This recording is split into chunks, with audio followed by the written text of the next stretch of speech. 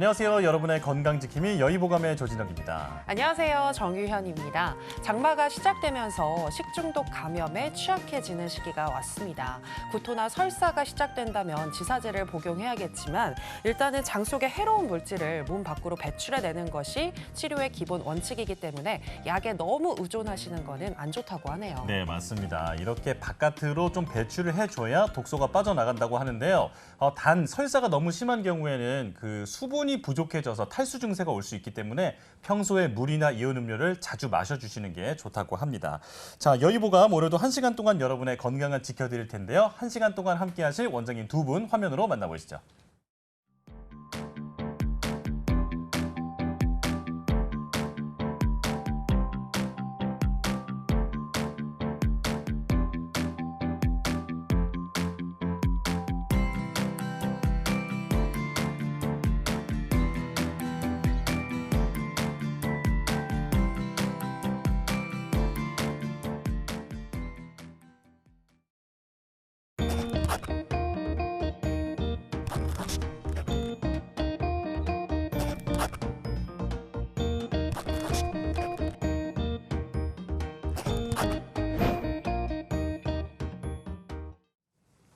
네, 오늘은 모사원 원장님, 이혜지 원장님과 함께하겠습니다. 어서 오세요. 어서 오세요. 안녕하세요.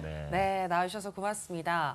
저희가 오프닝에 이 식중독 이야기로 좀 시작을 해봤는데 이렇게 세균성 식중독이나 장염에 걸렸을 때 혹은 이러한 증상을 앓고 나서 뭔가 좀 위장 그리고 소화기계에 문제가 생겼다면 어떻게 하는 게 좋을까요, 모 원장님? 일단은 앞서 말씀해 주신 것처럼 탈수증이 생기지 않게 수분을 적절하게 좀 섭취를 해주시고 네. 중요한 건 지사제를 사용해야 될 때가 있고 사용하면 안 될 때가 있습니다. 오, 네. 일단 너무 극성할 때 바이러스나 세균이 너무 안에 가득 차 있어서 빼내야 될 때는 그건 무조건 다 빼내야 되는 거니까 그때 네. 설사하는 거는 겁내지 않으셨으면 하는데 저는 자 이제 다 끝난 다음을 얘기해 드리고 싶어요. 네. 이제 내가 장염이나 좀 뭔가 속이 안 좋아서 밥을 많이 못 먹었잖아요. 네. 그럼 이제 다 낳고 나면 필히 이거를 꼭 보충을 하고 싶은 심리가 생기게 됩니다. 네네. 앞서 내가 며칠 못 먹었지, 단백질 그렇죠. 빠져나갔어, 이제 보충해야 돼 네네. 하면서 내가 과식을 며칠 또. 그렇죠 굶었던 거 생각 안 하고 아팠던 거 생각 안 하시고 막 과식을 하게 되는데 이렇게 되면 위장에 다시 한번 탈이 나고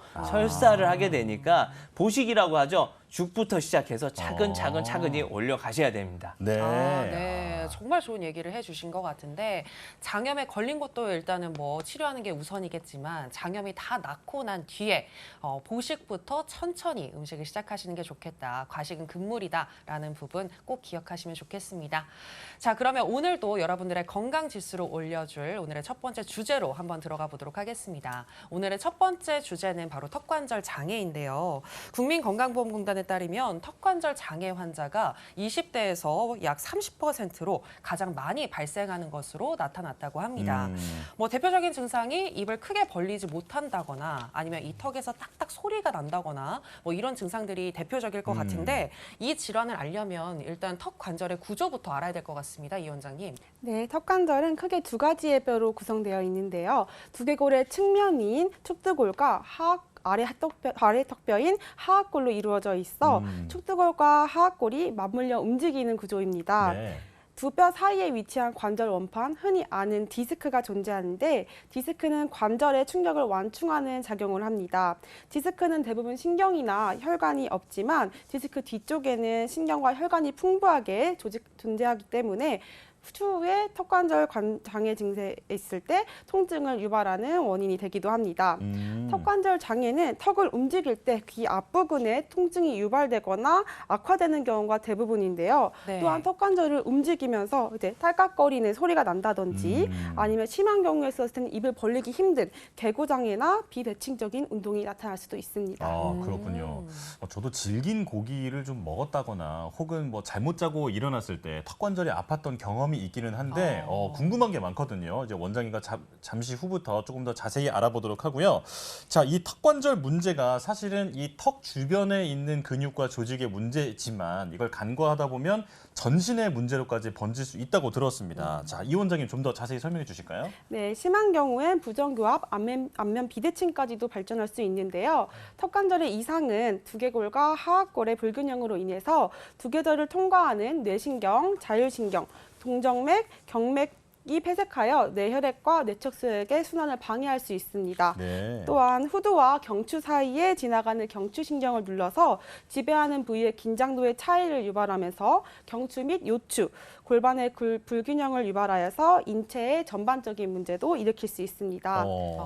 턱관절 장애는 통증이 만성화되기가 쉽고 만성화된 턱관절은 편두통, 섬유근통, 또한 우울증 등과 같은 삶의 질을 떨어뜨릴 수 있기 때문에 치료와 예방이 중요한 질환입니다. 그렇겠네요. 네. 제 동생 같은 경우도 이 턱관절 때문에 장애 때문에 굉장히 힘든 시기를 보냈었거든요. 그래요? 네, 조금만 좀 스트레스를 받으면 계속 턱이 아프다고 하고, 그러니까 머리도 아프다고 하고, 그러면서 일상생활에까지 지장을 줄 정도였거든요. 네, 그만큼 치료와 예방이 매우 중요한 것 같고요. 자, 그렇다면 일반적으로 이 턱관절 장애는 어떤 사람에게서 주로 발생을 하는 걸까요? 네, 스트레스 받았을 때 턱관절이 좀 아프셨다고 했는데요. 네. 국민건강영양조사에 따르면 턱관절 장애 유병률과 스트레스의 연관성이 1.3배 정도 높아진다고 합니다. 네, 스트레스 관련해서 턱관절 장애를 정신신체 질환이라고 범주에 포함시킬 정도로 스트레스의 영향성이 큰데요. 네. 스트레스는 저작근을 활성화시키거나 두경부에 근긴장을 일으켜서 턱관절 장애에 직접적인 영향을 줄 뿐더러 또한 이 악물기, 이 갈기, 입술을 깨물기 등의 구강 악습관을 형성해서 간접적으로도 영향을 줄 수 있습니다. 네. 또한 턱관절 장애는 경추부 증상과도 많이 겹치는데요. 서로 유발 요인이 되면서 상호 간의 변화를 유발할 수 있습니다. 특히 제2경추의 치돌기가 턱관절의 운동 축으로 작용하기 때문에 턱관절이 틀어져 있는 경우, 경추에 틀어져 있는 경우 턱관절의 운동 축의 역할이 불안정해지고 경추 근육의 긴장도를 유발하여서 턱관절 장애를 유발할 수 있습니다. 네. 네. 이 단일 그냥 관절의 문제가 아니라 우리 몸 전체의 균형 그리고 정신 건강에까지 많은 영향을 주고받는 게 바로 이 턱관절 질환인 것 같은데요. 자, 그리고 잘못된 수면 습관이 턱관절 장애를 일으킨다라고들 많이 하는데 이건 어떤 원리인 건지 모 원장님께서 알려주실까요? 일단 저는 자세를 지적을 해드리고 싶습니다. 네. 네. 우리가 편히 이렇게 똑바로 누워서 잔다 그러면은 사실 턱관절에 문제가 되지는 않을 거예요. 근데 대부분 보면 어떻게 자죠? 옆으로 누워서. 맞아요. 네. 벌써 딱 턱 대고 네. 이게 턱에 무리가 갈 수밖에 없잖아요. 네. 이런 물리적인 충격에 의해서 턱이 약간씩 삐뚤어지기 시작을 하는 거죠. 그리고 네. 앞서 우리 이 원장님께서도 말씀을 해주셨지만 경추랑도 연관이 있잖아요. 네. 결국 잠자는 자세랑 이 턱이랑은 연관이 될 수밖에 없고요. 또 재미있는 연구가 하나 있었습니다. 어떤 뭐예요? 건가요? 제가 좀 찾아온 게 있는데 네. 한 1만 7천 건의 턱관절 환자를 분석을 해봤다고 합니다. 이 네. 수면 시간과의 관계였는데 일일 수면 시간이 5시간 미만이면요. 정상 수면한 그룹에 비해서 턱관절 장애 발생 위험도가 30%나 증가를 했다고 합니다. 수면의 질과 이 턱관절 그 건강과도 연관이 있는 것 같은데 생각해 보면 저도 피곤한 날 좀 이갈이를 한다 뭐 이런 얘기가 있었거든요. 네, 확실히 좀 그런 것 같습니다. 네. 자, 그렇다면 이제 치료는 어떻게 하는 건지 궁금한데, 자, 한의학에서는 이 턱관절 치료 어떻게 하고 있나요, 이 원장님? 네, 한의학에서 턱관절 장애를 혀꺼차, 함해, 탈하의 범주에 속하고 있는데요. 동의보감에서는 구설문에 있었을 때 턱관절 증상의 교정 및 약물치료법에 대해 구체적으로 설명하였습니다. 네. 한약을 복용 후에 젓가락, 대나무통, 동전을 입에 임시로 물려서 상악과 하악의 위치 관계를 교정하였는데요. 네, 입에 물고 있는 시간은 경우에 따라서 조절하지만 침이 흘러나오는 것을 지표로 삼아서 제시를 하였습니다. 그래서 침이라는 인체의 반응을 기준 삼아 젓가락, 대나무통, 동전 등의 다양한 재료를 활용해서 표준적이고 정량적인 턱관절 자세 조절 치료를 진행했던 것을 알 수 있습니다. 네, 이 말씀을 와. 들으면서도 너무 놀라운데 그 옛날부터 이 그 턱관절을 그 교정하기 위한 어떤 보조 장비를 가지고 있었다라는 거잖아요. 자, 이거 참 신기하네요. 좀 더 네. 자세히 설명해 주실까요? 이 관련해 있었을 때는 턱관절 보호 위한 교정 네. 젓가락 물기랑 대나무통 물기, 동전 물기를 통해서 상하이 자체에 있었을 때 교정을 하여서 위에 이제 침이 나왔을 때 이거를 멈춰서 이 약의 효과가 있는지 없는지를 따져봤다고 할 수 있습니다. 네. 자, 그렇군요. 네네. 자, 그런데 이 치아 교정기처럼 치아에 장착을 해서 턱관절을 교정하는 보조 장치도 있다고 하던데요. 네, 턱관절 보호를 위한 교합 장치가 있는데요. 교합과 턱 위치를 갖다 이상적으로 유지시켜서 비정상적인 근활성을 감소시켜줄 수 있습니다. 특히 이는 이갈이가 있는 분들한테 좋은데요. 네. 이갈이는 평소 식사 때 씹는 힘의 2~3배의 힘을 무의식 상태에서 진행하기 때문에 치아와 턱 관절이 모두 안 좋아서 교합 장치를 하는 것을 권장드립니다. 저도 네. 이갈이 하니까 어렸을 때 제가 물론 저는 모르지만 이 이갈이가 꽤 심했다고 들었었거든요. 네, 그때 한번 저희 그 친형이 한번 제가 이제 이갈이 하는 거를 녹화를 해서 보여준 적이 있었는데 소리가 뿌득뿌득뿌득 하는데 정말 이거 빨리 고쳐야겠다 이런 생각이 들더라고요. 네, 물론 근데 이게 상대한테도 좀 소리적으로 안 좋을 수 있지만 잠을 깨우는 원인이 될 수 있지만 이게 가장 안 좋은 건 본인이거든요. 그럼요. 네, 네. 이도 상하고 또 턱관절에도 문제가 있다고 하니까 혹시 필요하신 분들은 전문 의료기관에 방문을 하셔서 상담을 받아보시는 게 좋을 것 같고요. 자, 그럼 이제 구체적으로 턱관절 치료법을 한번 알아보도록 하겠습니다. 약물 치료부터 뭐 교정, 수술까지 범위가 굉장히 넓을 것 같아요. 어떤가요? 네, 턱관절 장애에는 지금 이제 주로 비약물적 치료랑 약물 치료를 병행하는 보존적 치료를 진행하고 있는데요. 비약물적인 치료로는 환자 교육, 자가 관리, 행동요법 등으로 치료를 많이 하고 있으며 약물 치료로는 비스테로이드성 소염 진통제, 항우울제, 근이완제 등이 쓰이고 있습니다. 네. 물론 수술요법도 사용되긴 하지만 3에서 6개월 정도 사이에 비수술적 치료를 했음에도 불구하고 효과를 못 보는 분들에게 사용되며 이는 턱관절 환자분들의 5% 미만이 됩니다. 네. 한의학적으로는 치료는 크게 3가지. 침, 또한 추나요법, 한약요법으로 나눠볼 수 있는데요. 침 치료는 근육의 탄력이 떨어지고 긴장이나 응결이 있는 상태에 응용해서 저작근의 긴장을 완화하고 턱관절의 운동 범위를 증가시킬 수 있습니다. 또한 피부 조직 순환의 증가, 또한 피부 조직에 있었을 때 재생 능력을 증가시켜서 통증 감소 및 개구도의 증가에 영향을 줄 수 있습니다. 또한 추나요법에 있어서는 상부 경추 교정과 턱관절 정복, 또한 근육과 관절의 추법과 안법을 사용하는 수기법으로 나눠볼 수 있는데요. 네. 네. 이전에 살펴봤듯이 경추와 머리, 턱 위치의 변화는 상호간의 변화를 유발할 수 있기 때문에 틀어진 경추를 맞추어 턱관절과 주변 근육 관절의 긴장도를 낮춰주는 치료가 됩니다. 네. 또한 한약으로는 심리적인 문제로 인한 저작근의 긴장감이 유발된 경우나 또는 신체의 전반적인 근육 긴장도가 높아져 있는 경우에 환자별로 이제 변증에 따라서 처방을 하여 높아져 있는 근긴장도를 낮춰줄 수가 있습니다. 네. 그렇군요. 원장님 저 근데 궁금한 게 추나요법이 이제 경추나 이런 데 말고 혹시 턱관절 자체에다 하는 그런 요법도 있나요? 네, 턱관절 자체에도 틀어져 있는 쪽, 좌측으로 틀어져 있거나 우측으로 틀어져 있는데 턱관절이 틀어져 있는 걸 정복하는 추나도 있습니다. 그렇군요. 뭔가 생각해 보면은 이게 효과가 빠를 것 같고 괜히 네. 마음이 좀 시원하게 느껴지는 것 같은데. 직접적이니까요, 더. 네, 이제 고민이 있으신 분들은 한번 치료를 받아보시면 좋겠고요. 자, 그리고 조금 전에 이 턱관절 문제에서만 끝나는 게 아니라 어떤 골반이라든지 척추라든지 인체 전체 불균형에도 많은 영향을 준다고 말씀해 주셨는데 그만큼 이 생활 습관이 중요할 것 같습니다. 자, 생활 습관 교정이 기본이 되어야 할 것 같은데 어떤 점을 주의하면 좋을까요? 네, 턱관절 부위에 있었을 때는 계속적으로 가해지는 미세 손상이 환자의 생리적 적응을 할 수 있는 한계를 넘어섰을 때 질환이 되기 때문에 불량한 자세라든지 턱을 오래 괴고 있다거나 또는 악무는 습관이 있는 경우는 턱관절에 힘이 많이 가해지기 때문에 피하는 것을 권장합니다. 네. 저 그런데 또 궁금한 게 있거든요, 제가. 혹시 평소에 좀 딱딱한 음식을 자주 먹게 되면 이 턱관절 장애가 발생할 위험이 더 높은지 이 부분은 모 원장님께서 알려주실까요? 네, 이건 아마 아나운서님 이미 알고 계실 겁니다. 네. 딱딱한 음식을 많이 먹게 되면 네. 턱관절 장애는 찾아올 수밖에 없고요. 그리고 또 하나 슬픈 게 사실 네. 이것도 노화와 연관이 있습니다.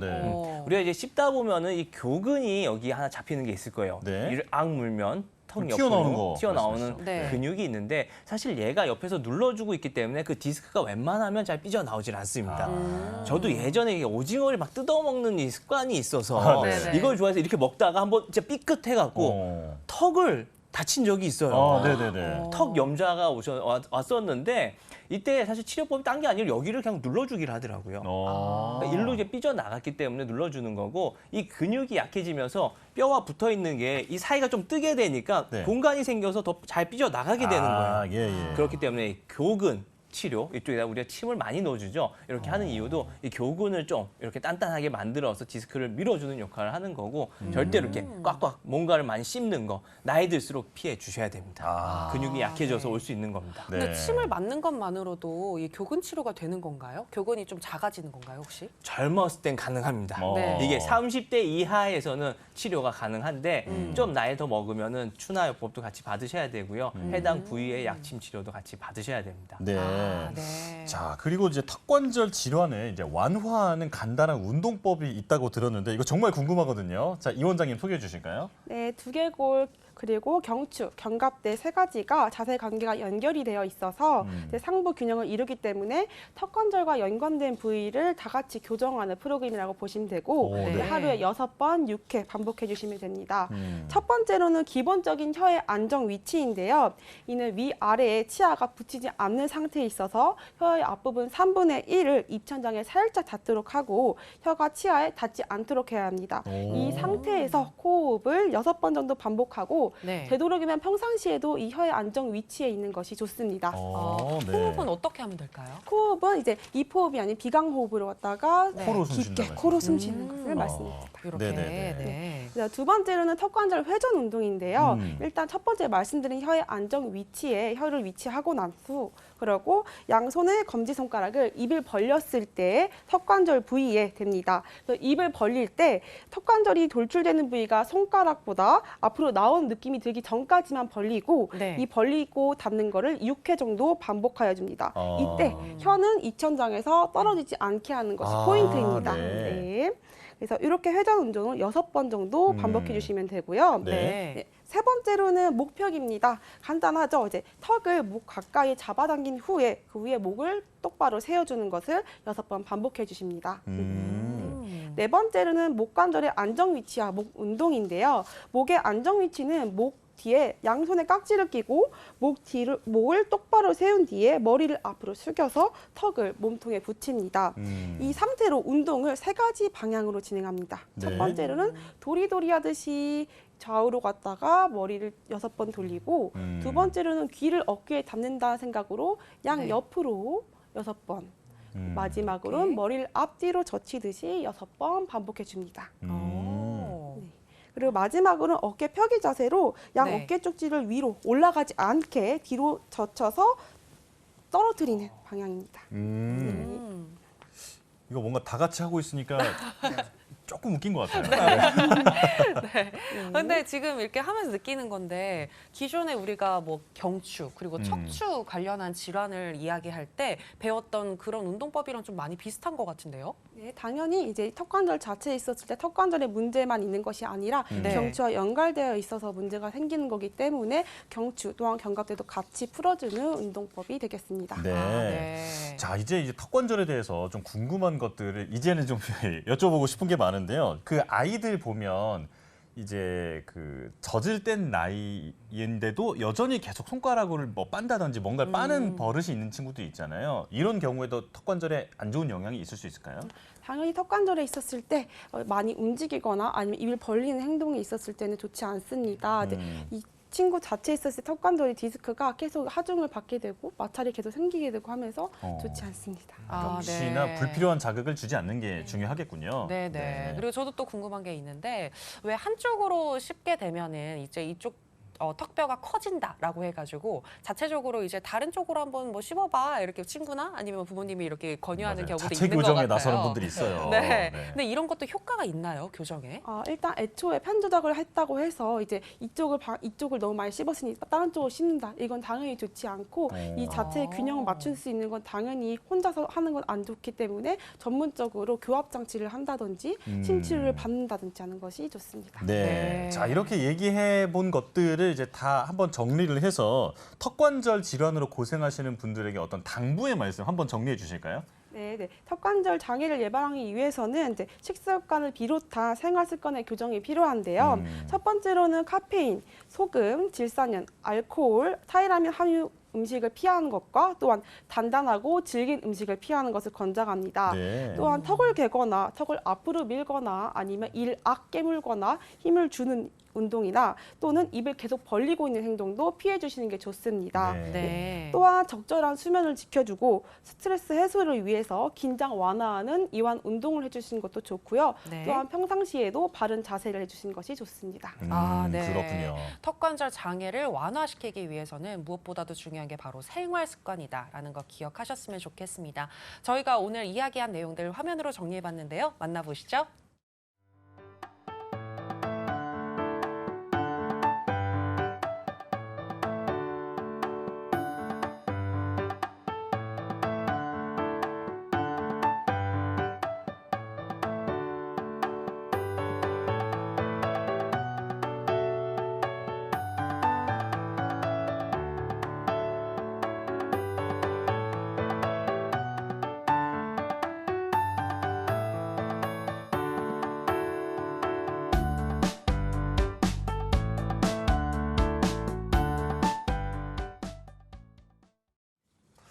자, 이제 두 번째 주제로 넘어갈 텐데요. 제가 이제 두 번째 주제를 말씀드리기 전에 네. 저도 이제 약간 이제 말씀드리고 싶은 게 치질이거든요. 제가 치질을 갑자기 뜬금없이요. 수술을 받아본 적이 있어요. 아, 네. 이렇게 말씀하셔도 돼요? 예, 방송에서? 그럼요. 네. 아니, 시청자분들의 이해를 돕기 위해서 또 저의 사례를 말씀드리면서 이 얘기를 좀 더 깊이 있게 나눠보고 싶은데 자, 네, 귀가 일단 빨개지셨습니다. 네, 자, 고생 많이 했거든요. 네, 이 시간만 기다렸습니다. 자, 네. 치질. 일단 치질이라는 말은 우리들이 뭐 많이 익숙한데 그 자세히 들여다보면은 치질도 있고 뭐 치핵도 있고 치루도 있고 여러 그 용어가 많이 다양하잖아요. 네. 자, 일단 치질과 치핵 어떤 개념인지 모 원장님께서 알려주실까요? 일단 환자분들이 말씀해 주신 것처럼 네. 네. 나 치질이에요, 뭐 치핵이에요, 치루예요 이렇게 여러 가지를 들고 오시는데요. 일단 이 치질은요, 방금 말씀해 주신 이런 치핵, 치루, 치열 이 모든 거를 아우르고 있는 제일 상위의 개념인 겁니다. 학문 질환이다 뭐 그러니까 이런 학문의 느낌이네요. 대표, 학문에 뭔가 병이 생겼다 그러면 그냥 치질이다. 네. 특히나 이 치라는 게 뭔가 솟았다라는 얘기거든요. 그러니까 네, 네. 학문 쪽에 여드름이 나도 이건 치질인 겁니다. 뭔가 튀어나왔잖아요. 튀어나온 것들이 있으면은 치질인 거고 네. 그 안에서 이제 좀 더 세부적으로 들어가는 거죠. 자, 환자분들의 한 80%에서 90%를 차지하고 있는 치핵입니다. 뭔가 이제 학문 쪽에 뭔가 생겼어요. 네. 대변을 보고 났는데 평소에 안 만져지던 게 이러면서 같은 이제 게. 그렇죠. 어. 혹 같은 게 생긴 거 이게 바로 치핵인 거고 네. 근데 내가 대변을 봤는데 피가 쑥 쏟아지거나 아니면은 휴지에 피가 좀 묻어났어요. 이러면 대부분은 치열, 항문 쪽에 상처가 생긴 거고요. 이 열이 뭐 찢어졌다 이런 소리인가요? 그렇죠. 열상할 때 그 열입니다. 네네. 그럼 이제 마지막 하나 남은 게 치루인데 네. 치루는 뭐냐? 어떤 여러 가지 원인에 의해서 감염이 일어났고요. 고름이 생긴 겁니다. 우리는 흔히 농양이라고 하죠. 네. 이 농양이 생겼고 이 농양이 계속 근육을 파먹은 거예요.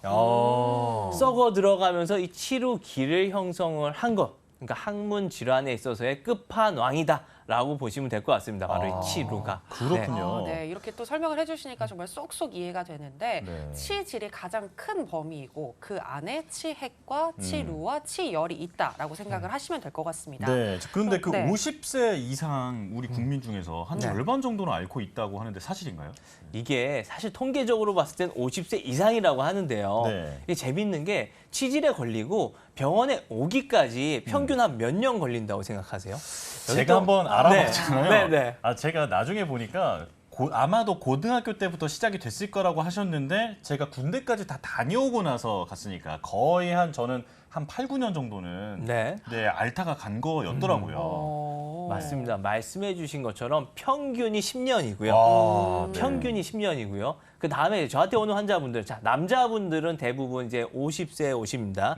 말씀하시는 게 군대에 다닐 때부터 있었어. 군대에 있을 때 생겼어.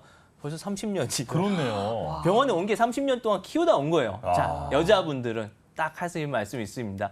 내가 첫째 임신했을 때 생겼는데 지금 걔가 대학생이야. 20년 동안은 그렇네요. 키우고 오셨다는 얘기잖아요. 네네. 네네. 그렇게 되는 이유가 결국엔 이 치질은 이 통증의 비연속성이라고 하죠. 너무 아플 때는 와, 나 내일 이제 간다. 이제 이렇게 생각했다. 네. 아침에 좀 괜찮네? 음. 버텨볼까? 난 것 같은데? 이러면서 이 비연속성 때문에 네. 계속 아프면 빨리 나와서 치료를 받겠지만 아팠다 안 아팠다 하니까 결국에는 환자분들이 잘 안 나오게 되고 네. 또 하나 너무 굴욕적이잖아요. 아, 좀 부끄럽긴 해요. 네, 어떻게 막 아무한테나 보여주나요? 네네. 이거 난 그래서 보여주는 것만으로도 대단한 일 하셨다고 항상 환자분들 칭찬을 하고 아, 있습니다. 원장님 근데 이거 부끄러운 질환 아니잖아요, 그렇죠? 절대 부끄러운 질환 아닙니다. 네, 부끄러워할 필요도 없습니다. 예전에는 우리 양반들, 왕들만 걸리던 거예요. 옛날에는. 네. 잘 먹으니까. 네. 아, 좋습니다. 네. 자, 이제 자세히 알아볼게요. 네, 그러니까 네. 이 통계에 비해서 실제로는 더 환자가 많지 않을까라는 생각이 드는데 아까 원장님께서 한 80-90%가 치핵 때문에 병원을 찾아온다라고 이야기를 해주셨어요. 자, 그러면 이제 치핵부터 좀 더 이야기를 나눠보도록 하겠습니다. 항문 주위를 조이거나 받쳐주는 조직에 문제가 생긴다라는 게 바로 치핵이라고 하셨는데 이게 원인이 뭔가요? 결국 원인은 우리가 매일같이 해야 되는 그 배변 활동 때문에 그렇습니다. 네. 결코 변기에 오래 앉아 있어서가 아니에요. 대변을 보는 그 행위 자체가 항문 주위 조직에 어떤 뭐라 그럴까요? 미세하게라도 영향을 끼칠 수밖에 없거든요. 네. 근데 항상 우리가 대변이 건강한 게 아니잖아요. 어쩔 때는 좀 많이 딱딱하기도 하고 네. 큰 게 나오기도 하고 네. 장염 같은 거 걸렸을 때는 설사하게 되기도 하고 설사하고 나서 항문 막 뜨거웠던 경험들 해보셨을 겁니다. 네네. 이런 것들이 다 이 치액이 생기게끔 되는 원인들이고요. 네. 또 하나가 노화가 있을 수가 있고 또 하나는 여성분들은 결국 임신이죠. 아기가 생기면서 오는 것들도 있고 이게 유전적인 영향이 있는지 환자분들이 항상 제일 많이 물어보시는데요. 네. 유전적인 영향이 크진 않아요. 근데 이렇게 얘기하는 이유가 결국 엄마가 걸렸었다. 딸들이 와서. 그러니까 엄마랑 딸이랑은 많이 와요. 그러니까 이게 유전 아니냐 이렇게 말씀을 하시는데 유전적인 영향보다도 이제 가족력이죠. 결국에는 이제 먹는 게 또 비슷하고 네. 이제 엄마의 습관을 그대로 따라 하다 보니까 네네. 같이 좀 오게 되는 경향들이 있습니다. 아, 그렇군요. 네. 자, 그렇다면 이제 치핵을 좀 구분해 볼 텐데 바깥쪽에 있는 외치핵 그리고 안쪽에 있는 내치핵이 있잖아요. 자, 이거 좀 자세히 알려주실까요? 네, 일단은 뭐 내외를 가르는 게 우리 치상선이라고 그래서 이 치상선을 기준으로 안쪽은 내치핵, 바깥쪽은 외치핵이다. 얘기를 하는데 환자분들이 알 수가 없어요. 네. 알 수가 없어요. 근데 만약에 본인이 요즘은 이제 거울로도 보고 핸드폰, 스마트폰을 이용해서 사진을 찍어서도 많이 갖고 오시는데요. 네, 네. 그래요? 딱 찍었을 때 네. 피부가 덮여 있다.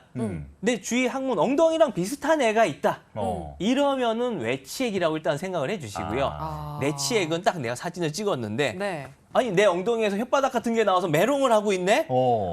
점막 같은 애가 보인다. 이거는 내치액인 겁니다. 아. 피부의 유무로 우선은 먼저 판단을 하시는 게 일반인 분들은 판단하실 때 가장 좋은 방법이 될 수 있을 것 같습니다. 그렇군요. 근데 저 궁금한 게 이제 이 치질을 알았던 친구한테 들었는데 이게 들어갔다가 나왔다가 뭐 반복한다고 하더라고요. 이런 식으로 평소에는 나왔다가 들어가기도 하고 뭐 이런 경우는 어떻게 판단할 수 있을까요? 일단은 들어갔다 나왔다 하는 게 진짜로 내치액이 왔다 갔다 하는 건지 아니면 외치액이 부었다가 가라앉는 건지 이거를 알아야 되거든요. 그것 네. 때문에라도 이 피부의 유무를 알아야 되고 사실 피부의 유무도 중요하지만 결국에는 어느 위치잖아요. 네. 네. 어느 정도 위치에서는 내치액인데도 피부가 약간 덮여 있어요. 이럴 때는 환자분들이 되게 헷갈릴 수 있으니까 네. 일단은 문제가 있다. 뭔가 나왔다 들어갔다 한다. 네. 혼자 고민하지 말고 나와서 저한테 한 번만 보여주세요. 한 번만 보여주세요. 내가 확실하게 네. 치료해드릴게요. 네. 혼자서 너무 고민하지 마시고 전문의를 찾아가시는 게 중요할 것 네. 같고요. 그리고 조금 전에 네. 정유현 아나운서가 그 말했던 친구라는 건 저 아닙니다. 네. 오해 없으셨으면 좋겠고요. 네. 네. 그렇다면 자, 나도 혹시 치액인지 아닌지 분명히 지금 시청자분들 중에서 궁금하신 분들이 있을 것 같습니다. 어떠한 증상이 있으면 치액을 의심해 볼 수 있을까요? 일단은 피가 났다. 좀 묻어나기 시작했다. 그러면은 내가 치액이 있을 수도 있겠구나라고 생각을 하시는 게 좋겠고요. 자, 피가 난 다음에 가렵기까지 하네. 이러면 이제 한 2단계까지 진행이 됐구나. 조금 더 이제 병원에 가까이 오게 된 거고 그 다음으론 대변을 봤을 때 역시나 대변 보고 나서 뭔가 빠진 느낌이 확 들 때가 있거든요. 네네. 그러면은 이거는 거의 100%니까 빨리 나오시는 게 좋고요. 또 하나는 끊임없는 잔변감입니다.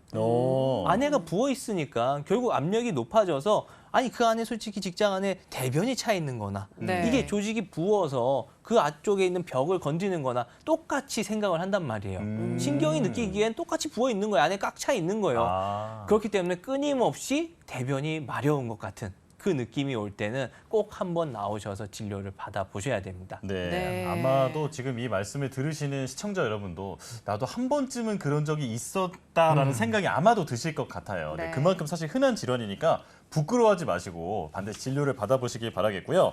자, 이제 여기에 이 치질에 대해서 상식적인 것들을 좀 바로 잡아볼 텐데 일단 이 치핵이 겨울에 더 심해진다라는 얘기를 제가 들었거든요. 이거 맞는 말인가요, 원장님? 맞습니다. 우리 치핵 중에서도 혈전성 외치핵이라고 있습니다. 네네. 혈전이 혈관을 막게 되면서 부풀어 오르게 되는 건데 겨울철에 일단 추운데 우리 차가운데 오래 앉아 있지 마라 이런 얘기도 있잖아요. 맞아요. 치질 네. 예방하기 위해서. 네. 그 이유가 차가운데 오래 앉아 있다 보면 혈관이 압박이 되고 혈관에 상처가 생기고 혈전이 다니다가 거기에 딱 걸려요. 쉽게 걸려버린단 말이에요.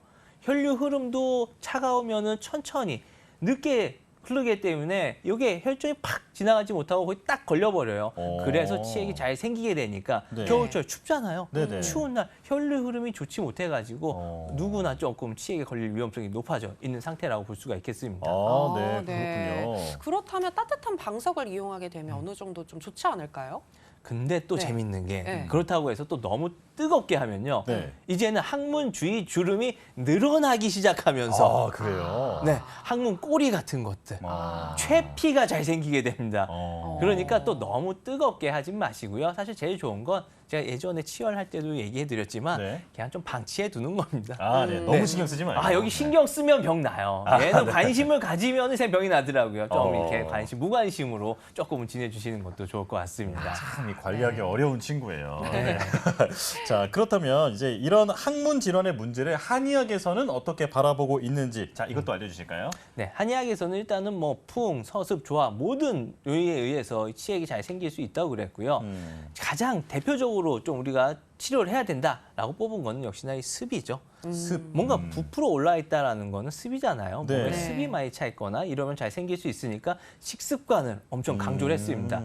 그 중에서도 첫 번째로 꼽는 게 무조건 금주를 해야 된다입니다. 아, 그래요. 네, 제가 또 이렇게 환자를 보다 보니까 술만 안 마셔도요. 네. 50%는 먹고 들어갑니다. 아, 그래요. 술 마시던 사람이 술만 안 마셔도 한 일주일 있으면 난 것 같은 느낌. 어. 아프질 않으니까요. 덩어리가 없어지진 않더라도 네. 통증이 사라지니까 일단 이 습 관리를 위해서라도 술을 좀 끊어 주셔야 됩니다. 네. 그렇군요. 원장님, 근데 전 그 술을 마시면 사실 혈액순환이 잘 되는 느낌이 들어서 네. 왠지 항문 건강에 좋을 것 같은데 그게 아닌가 보죠, 원장님? 술을 마시면 일단 흐름이 좋아지잖아요. 네. 혈류 흐름이 너무 빨라지게 되죠. 네. 건강한 상태에서는 얼마든지 마셔도 상관이 없는데 이게 항문 쪽에 조금이라도 문제가 있으면 혈관이 가다가 한번 튀어나왔다 간 거잖아요. 아, 네. 이 튀어나온 곳에서 자꾸 아. 여기를 때리게 되니까 상처가 아. 심해지고 그래서 과음한 다음 날 유독 혈변을 많이 보게 되는 이유가 아. 우리 마치 이쪽으로 오다가 뇌 혈관 터지듯이 네네. 항문 쪽 혈관이 터지는 거예요. 아. 그러니까 결코 술 마셔서 혈액순환이 좋아져서 그게 좋다라고 할 수는 없는 것이죠. 그렇군요. 네. 이건 상식적으로 반드시 알아두시는 게 좋겠습니다. 자, 그리고 저도 이제 사실 치질 수술을 받아봤지만 이게 그 당시 이제 저를 보셨던 의사 선생님께서도 비수술적인 요법으로 충분히 그 전에 아마 관리를 할 수 있었을 것이다. 근데 몰랐던 것이 좀 아쉽다 이렇게 얘기를 해주는데 자, 그 구체적으로 이제 그 한의학에서는 이 치핵을 어떻게 치료하는지 좀 설명해 주실까요?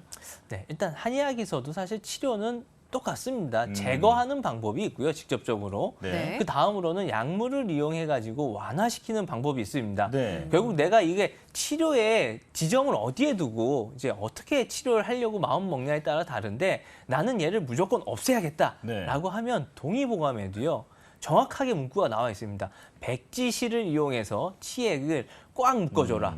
환자가 악소리 날 때까지, 악소리를 낼 때까지 꽉 묶어줘라라고 네. 하는 문구가 있을 정도로 이미 예전부터 우리 선조들 600년 전부터 결찰수를 이용을 해가지고 네. 또 치액을 제거를 하고 있었고요. 우리 동의보감에 이 치액 관련돼서 이 후음문이라고 해서 항문만 다루는 이 조문이 있는데 네. 항문만 다룬 파트가 있는데요. 여기 이런 치액 관련 치료법이 한 몇 개나 있을 것 같으세요? 뭐 각종 훈증법, 약물요법 해가지고 왠지 예전이니까 네, 네. 많지는 않을 것 같은데. 네. 30개? 30개. 네. 저는 한 5개 정도? 5개. 너무 적게 보신 거 아니에요? 그런가요? 네. 제가 앞서 말씀드린 이런 결찰법과 약물치료법 다 포함해 갖고요. 약 270여 가지가 소개가 되어 있습니다. 아, 그래요? 그러니까 굉장히 사실 많았네요. 그만큼 치료하기가 힘들다라는 얘기가 될 수도 있겠죠. 네. 예전부터 이거 하다 안 되니까 또 저것도 해보고 이렇게 해갖고 만들어진 게 270여 가지나 있을 정도입니다. 와, 그렇군요. 자, 이제 원장님 또 저도 궁금한 게 있는데 이게 식습관이 중요하다고 하셨잖아요. 그럼 조금 전에 금주에 대해서는 충분히 이해가 됐는데 우리가 느낌상으로 매운 걸 많이 먹고 나면은 이제 다음 날 마치 네. 이제 내가 누리호가 된 것처럼 네, 이제 뜨끈뜨끈한 느낌이 들 정도로 좀 통증이 오는데 네. 매운 음식이 항문 건강에는 안 좋은 건가요? 안 좋습니다. 네. 그 뜨끈한 느낌이 절대 좋은 느낌은 아니잖아요. 통증이거든요. 네. 그리고 항문도 뜨끈한 게 결국에는 이제 설사를 좀 한 거잖아요. 네. 네네. 자극을 받았다라는 겁니다.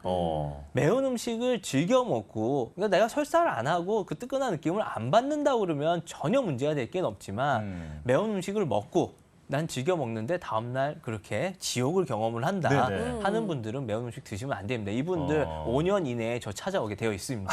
아, 네. 정말 이야기 들으면 들을수록 저는 정말 항문 질환 안 걸리고 싶다. 특히 맞아요. 금주 매운 거 자제하겠다라는 생각이 막 드는 것 같은데요. 자, 그렇다면 치액 예방법 한번 알려주실까요? 네, 제일 중요한 거 말씀드린 것처럼 매운 음식 피해 주시고요. 술 끊어 주셔야 됩니다. 그리고 우리가 흔히 화장실에 오래 앉아 있으면 안 좋다 이런 얘기들 많이 맞아요. 하잖아요. 네네. 근데 무조건 변기에 오래 앉아 있는다고 해서 치액이 걸리는 건 아니고요. 거기에 앉아서 나오지도 않는데 자꾸 빼내려고 용 쓰는 거. 그때 자꾸 항문이 이렇게 나왔다 들어왔다 하면서 뽁 빠지게 되거든요. 그러니까 오래 앉아 있으라고 하는 건 아니지만 내가 거기서 뭐 좀 스마트폰 조금 더 보고 나오는 거 정도는 괜찮지만 네. 나오지도 않는데 계속 이렇게 빼내려고 30분이고 1시간이고 앉아 있는 건 좋지 않습니다. 네. 그리고 또 하나 좀 당부드리고 싶은 말씀은 뭔가 이제 항문이 안 좋다고 그러면 좌욕부터 해요. 네. 아니면 뜨겁게 뭐 지진단 말이에요. 이런 것들이 결국에는 이 치질을 더 심하게 만들 수도 있는 요인이니까 절대로 좌욕부터 하지 마시고요. 네. 일단은 문제가 생긴 것 같다. 뭔가 이상하다 싶으면은 인근에 있는 좀 항문 보는 분들 많이 있잖아요. 네. 찾아와서 진료를 우선 좀 받아주셨으면 좋겠습니다. 네. 네. 좀 원장님 저 마지막으로 하나만 좀 여쭤보고 싶은데 케겔 운동 평소에 많이 강조하시잖아요. 네. 케겔 운동이 이런 항문 질환 치료에 좀 도움이 되나요? 네, 치료에도 도움이 되고요. 예방에도 도움이 됩니다. 그리고 또 하나 좀 말씀드리고 싶은 운동법이 네. 있는데 네. 줄넘기를 평소에 많이 해주신다 그러면은 네. 치질 그래요? 예방에 엄청나게 큰 도움이 되고 치료에도 효과가 좋습니다. 줄넘기는 왜일까요? 이게 네. 계속 점프를 띄워주면 이 네. 엉덩이 쪽 네. 하부 순환이 좋아지게 되면서 아. 조금 뭔가 걸리지 않도록 해주는 오. 역할을 하기 때문에 줄넘기나 이렇게 위로 많이 띄워주는 점프가 많이 도움이 됩니다. 네. 네. 이렇게 치질, 치핵, 치루, 치열 여러 가지에 대해서 알아봤는데 마치 제 개인적인 네, 궁금증을 해소하는 것 같은 그런 아주 만족스러운 시간이었는데요. 자, 이 치핵에 대한 주요 내용 화면으로 정리해봤습니다. 다시 한번 보실까요? 네, 이제 이동하실게요.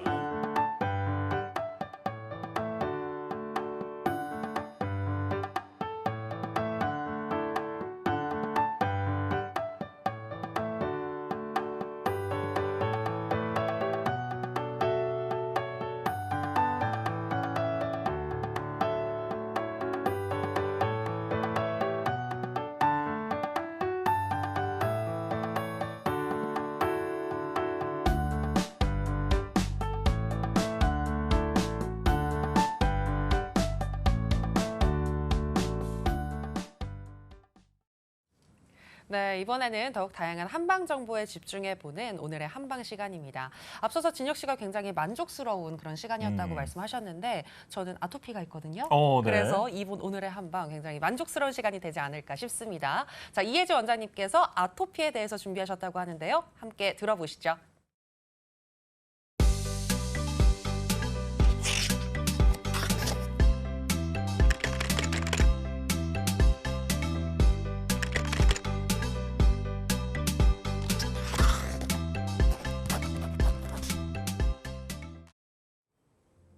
네, 안녕하세요. 이혜지안 이사입니다.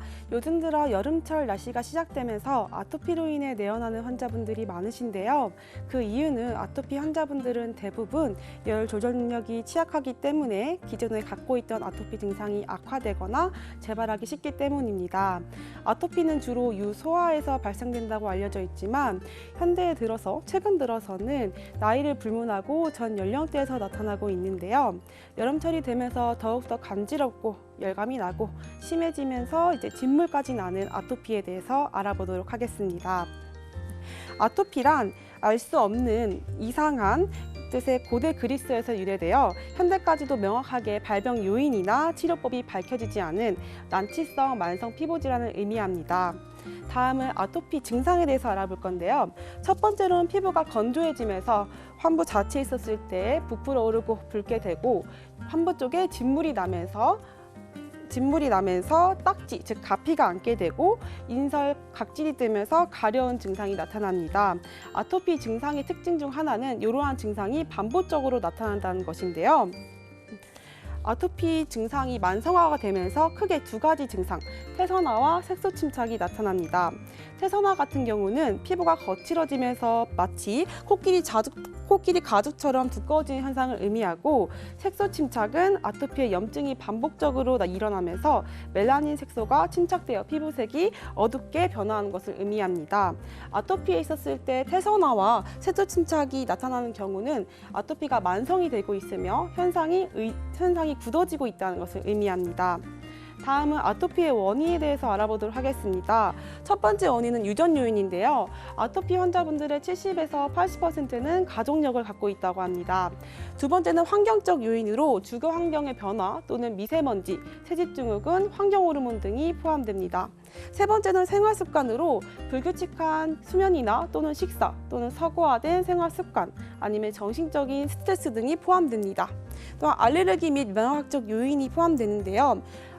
아토피 환자분들의 80에서 90%는 알레르기 질환에 발생하는 혈청 IgE가 증가되어 있다고 합니다. 또한 자연 면역인 Th1과 특이 면역인 Th2가 면역의 불균형을 이루고 있고, 포도알균의 독소 또한 자가 면역 등이 포함됩니다. 다섯 번째는 피부 장벽 기능의 이상인데요. 피부 상층부에 위치한 필라그린의 단백질 합성과 기능의 저하를 일으키는 필라그린 유전자 기능의 이상이 있으며, 또한 수분을 저장하고 각질층의 방어에 관여하는 세라마이드의 손실이 포함됩니다. 한의학에서는 아토피를 어떻게 볼까요? 한의학에서는 아토피를 단순히 피부 질환이 아닌 인체 면역의 불균형으로 인해서 발생한다고 봅니다. 따라서 신체 내부적 요인과 환경 외부적 요인이 결합하여서 우리 몸에 있을 때 인체의 기능이 원활하지 않을 때 몸 내 열과 독소가 쌓여서 면역의 불균형으로 인해 발생한다고 봅니다. 한의학적 치료로는 첫 번째로 있었을 때 체질, 피부 면역, 염증 상태에 따라서 변증을 하여서 몸 내 열과 독소를 쌓인 것들을 풀어주고, 염증 관련했을 때 이 친구들을 없애주면서 면역 불균형을 잡아줍니다. 또한 외부적으로 침과 약침, 한방 외용제 등을 통하여 무너져버린 피부 장벽을 재생시켜주고 튼튼하게 해줍니다. 다음은 아토피의 생활관리에 대해서 알아보도록 하겠습니다. 첫 번째로는 규칙적인 수면, 또한 균형 잡힌 식사를 권장합니다. 두 번째로는 가공식품은 분자량이 굉장히 작고 화학 성분이 많이 포함되어 있기 때문에 가공식품 섭취를 줄이는 것을 권장합니다. 또한 장기간의 목욕은 수분 손실을 유발하기 때문에 10분 이내로 짧게 하는 것을 권장하며, 땀이 많이 나는 여름철 또는 더러운 환경에 노출됐을 시 하루에 한 번 이상의 목욕을 권장합니다. 또한 알레르기 유발 물질이라고 하더라도 반년에서 1년 정도 해당 물질 음식을 피할 경우에 해당 알레르기 유발 반응이 적어지기 때문에 알레르기 유발 음식을 피하는 걸 권장합니다. 또한 피부 건조 방지를 위해 주기적으로 보습제를 도포하는 것을 권장하며, 피부 자극이 적고 땀을 흡수를 잘하는 면재료 의류를 착용하는 것을 권장합니다. 지금까지 오늘의 한방 이혜지 원장이었습니다.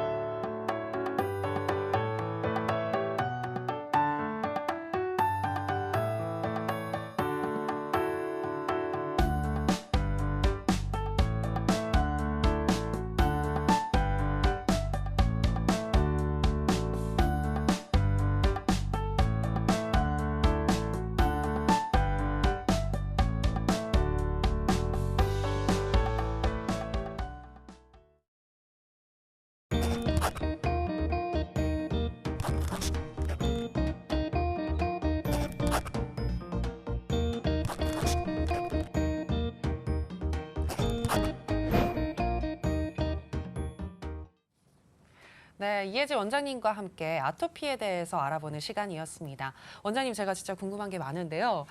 일단 첫 번째 질문은요. 질문이 좀 많습니다. 첫 번째 질문은 이 아토피가 있는 사람은 면역력이 낮다. 뭐 이런 말이 있더라고요. 실제로 맞는 말인가요? 일단 면역력이 낮다, 뭐 높다, 이거는 큰 의미가 없어요. 왜냐면 네. 여러 가지 나눠지는데 면역력이 낮은 경우에 있었을 때는 몸 내 염증 이런 친구들 다 없을 수 있을 만한 면역력이 낮아서인 것도 있고 네. 두 번째로는 면역력이 너무 세서 과민 반응으로 인해서 염증이 과민하게 나타날 수 있기 때문에 네. 낮다, 뭐 높다 이렇게 딱 정의를 딱 할 수는 없고 어쨌든 환자분들마다 낮은 분들 또 높은 네. 분들 너무 다양하기 때문에 정의를 하기는 어렵습니다. 그렇군요. 그러니까 낮을 수도 있고 너무 세서도 이렇게 아토피가 생길 수 있다라고 이야기를 해주셨는데, 자, 그렇다면 아토피는 불치병일까요? 네. 불치병이라고 하긴 어렵고 환자분들마다 이제 개개인의 면역 자체가 떨어진 경우 또 말씀드린 그 높은 경우에 따라서 변증에 따라서 치료를 진행하게 되는데 네. 불치병이라기보다는 평생 갖고 가는 관리하는 치료라고 보는 게 좋겠습니다.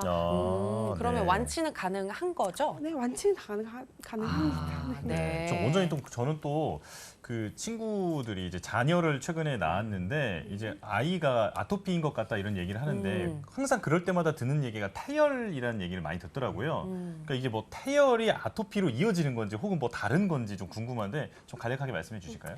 태열 같은 경우에는 아기들 낳고 100일 전후로 열이 많이 발생하여서 피부가 발진, 붉게 올라오는 걸 말하는데요. 태열을 그대로 이제 방치할 경우에는 아토피에 발전하는 경우가 많습니다. 따라서 네. 태열이 있을 때 최대한 빨리 열과 독소를 빼주는 것이 좋고요. 네. 태열 자체 있었을 때는 이제 아토피로 발전하지 않는 경우도 있지만 대부분 다 발전한다라고 보시면 될 것 같아요. 잘 네. 관리를 해줘야겠네요. 그러게요. 지금 태열 이야기도 하셨지만 요즘에는 워낙 이 서구화된 식습관 때문에 아토피에 걸리는 환자들, 특히 아이들이 점점 늘어나고 있다고 하더라고요.